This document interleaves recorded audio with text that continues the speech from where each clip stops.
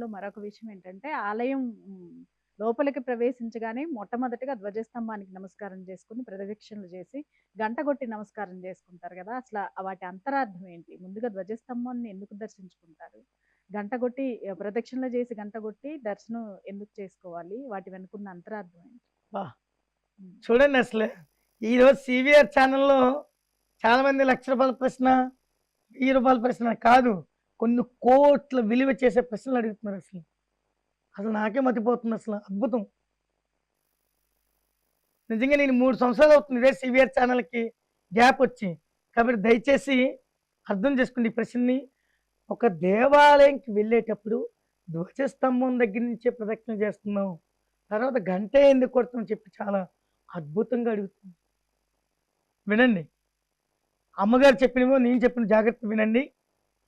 ధ్వజస్తంభం ప్రతిష్ఠ చేసేటప్పుడు ధ్వజస్తంభం కిందన మనం కొన్ని వేస్తాం. ఏంటి? నవధాన్యాలు, నవరత్నాలు, నవరాళ్ళు, ఇలా రకరకాలైనటువంటి పంచలోహాలు ఇట్లాంటివన్నీ వేస్తూ ఉంటుంది. ఇవి ఎందుకు వేస్తామంటే మీరు ఒకసారి అర్థం చేసుకోండి.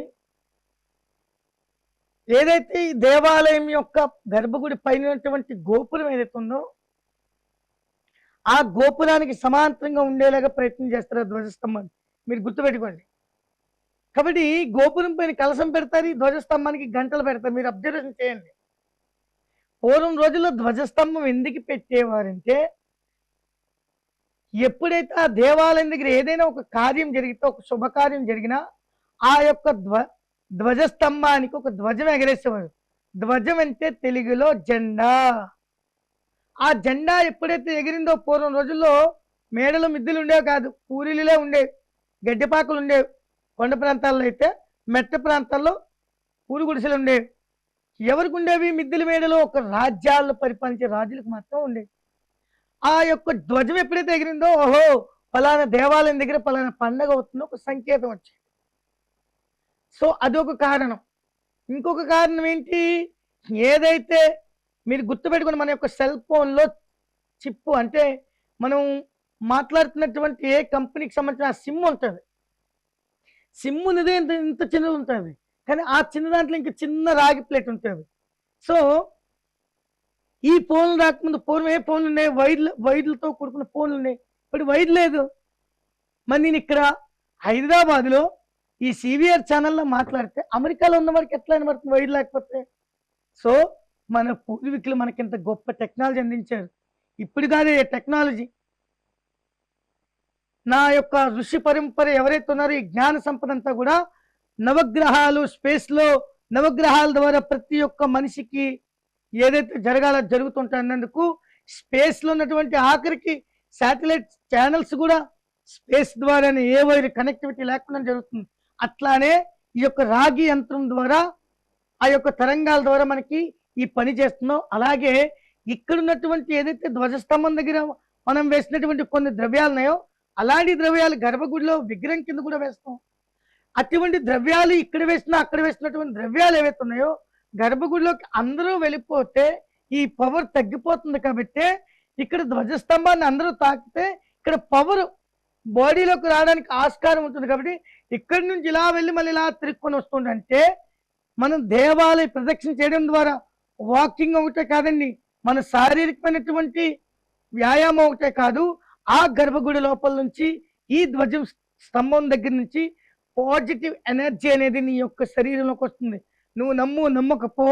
ఉదాహరణకి కొండ ప్రాంతాల్లో కొండ పైన ఉన్నటువంటి దేవాలయాలను చెక్ చేయండి. మనం మెట్లు ఎక్కుతున్న సేపు చాలా అలసట వస్తూ ఉంటుంది.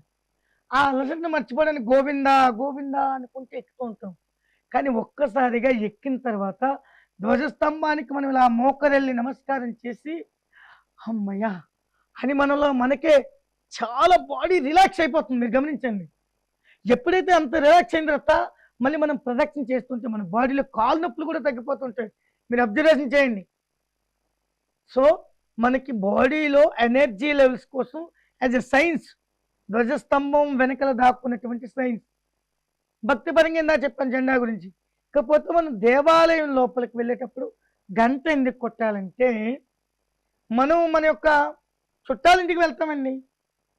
మరి ఒకప్పుడంటే మనం తలుపు కొట్టేవాళ్ళం, పలకరించలేదు. ఎందుకంటే తలుపులు ఉండేవి కాదు, బయటనే మంచం వేసుకొని కూర్చొని మనం పలకరించేవాళ్ళం, హాయిగా ఉండేది. ఈవేళ ప్రతి ఒక్కరు కూడా డోర్లు లాక్ చేసుకుని ఏమో ఎవడొస్తాడు ఎవరు తెలుసు. సో కాబట్టి అటువంటి నమ్మకం లేని స్థితిగతుల్లో ప్రతి ఒక్కరు కూడా అటువంటి డోర్ లాక్ సిస్టమ్ అయిపోయింది. పల్లెటూరులో కూడా అదే సిస్టమ్ అయిపోయింది. సో ప్రతి ఒక్క ఇంటికి కూడా కాలింగ్ బెల్ వస్తుంది.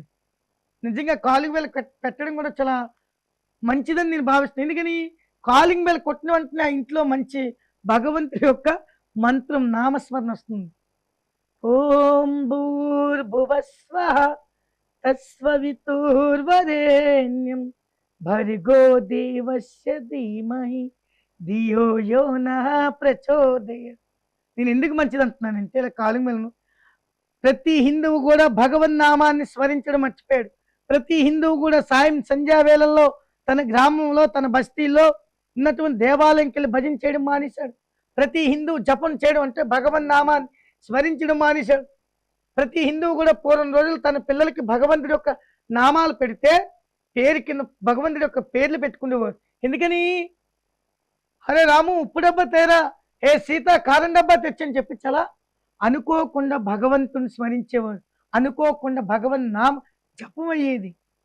ఈవేళ అది కూడా లేదే, కుక్కల పేర్లు మనుషులు పెడుతున్నారు, పప్పి చిప్పి ఇంకోటి ఏదో కాబట్టి భగవంతుడిని ప్రత్యక్షంగా పరోక్షంగా మనసులో నుంచి బయటికి తీసేస్తారు. కాబట్టి కాలింగ్ బెల్ అలా పెట్టడం కూడా మంచిదే. కాబట్టి ఎప్పుడైతే మనం చుట్టాలింటికి వెళ్ళాలో కాలింగ్ బెల్ కొట్టామో, ఓహో ఆ లోపల ఉన్న వాళ్ళు అనుకుంటారు ఎవరో వచ్చారు అని చెప్పి ముందు డోర్ తీయరు, ఆ కిటికీ తీస్తారు, పక్కన ఉన్న కిటికీ. సో నువ్వు గుడిలోకి వెళ్ళి గంట కొట్టిన వెంటనే మీరు అబ్జర్వేషన్ చేయండి, గంట ఎప్పుడు కూడా దబ దబ దబ దబ బాధకూడదు. చాలా మంది దబ దబ దబ బాధేస్తున్నారు, అలా బాధకూడదు. గంటలో కొట్టిన వెంటనే ఆగండి, నమస్కారం చేసుకోండి. ఏ గుడిలోకి వెళ్తే ఆ గుడిలో ఉన్నటువంటి మూలమూర్తి యొక్క మంత్రం చెప్పండి.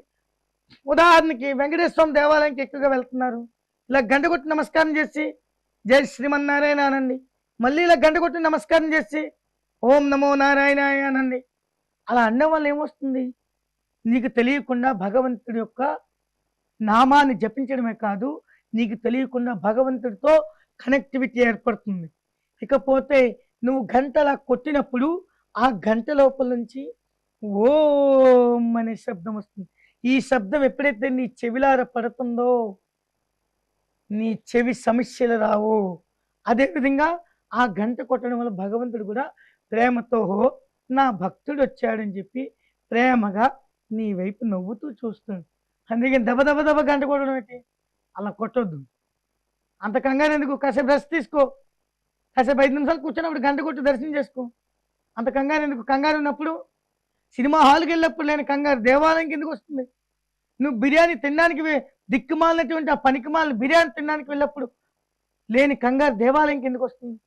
కాబట్టి గంట కొట్టడం ద్వారా అటువంటి ప్రయోజనాలే కాదు, అటువంటి ఆధ్యాత్మిక చింతన ఉన్నది.